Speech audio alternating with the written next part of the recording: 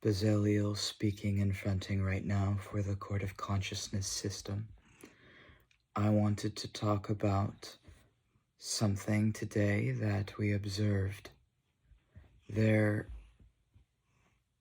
a cat next to us making cat sounds. Have been so much hatred, so much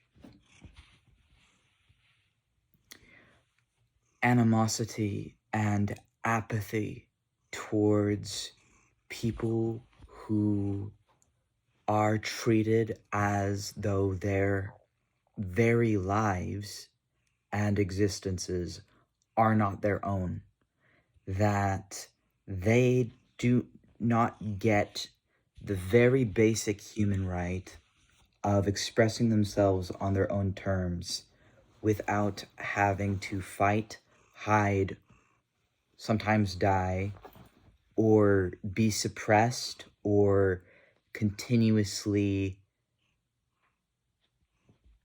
suffer for their existence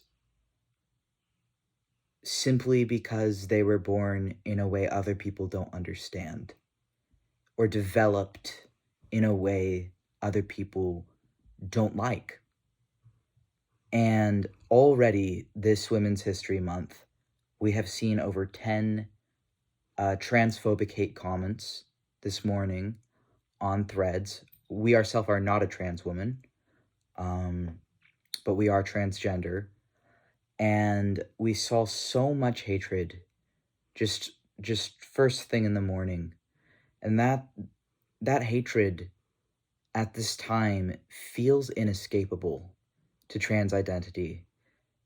It feels like we're taught as children to hide, and when we stop hiding, if we stop hiding, we're taught that we don't have a right to our own names, that we don't have a right to our own pronouns, to even just being referred to as who we are, that we don't have a right to our own bodies unless we're using our bodies to serve and to please cis people, that we don't have a right to public existence, that unless we're just in our home, and even if, we stay inside as much as we possibly can, specifically to avoid public discrimination for our existence because of the level and harm and hatred we have faced in our life. And even if we are someone who is off and on agoraphobic, frankly, it is never enough for them, because what is actually going on when you look beneath the surface is that people want to control other people's body. They want to control other people's bodily autonomy. And trans people are a very, at this time, there's so much propaganda, there's so much misinformation, there's so much conspiracy theories out there, and the people that have the money, because a lot of trans people live in poverty, ourselves included, or fall into poverty. We fell into poverty after coming out. And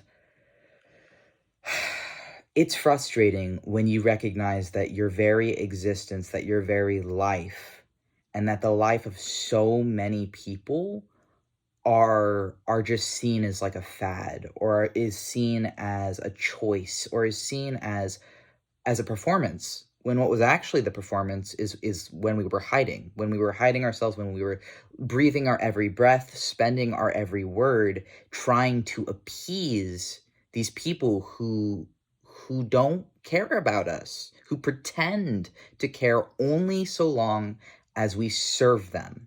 And that's the problem. That's the reality that trans people are forced to face right now, and that trans children in the USA are being forced to live with.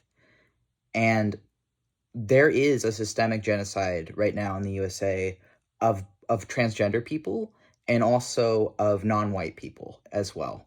And it's really, really obvious when you actually look at the money and can look at what people are doing and saying, and where it's actually coming from, and what they're using it for politically, because they are using trans people right now politically, and also they are using Black people politically to pin everyone against each other, and to continue the systemic harm and subjugation of so many different people.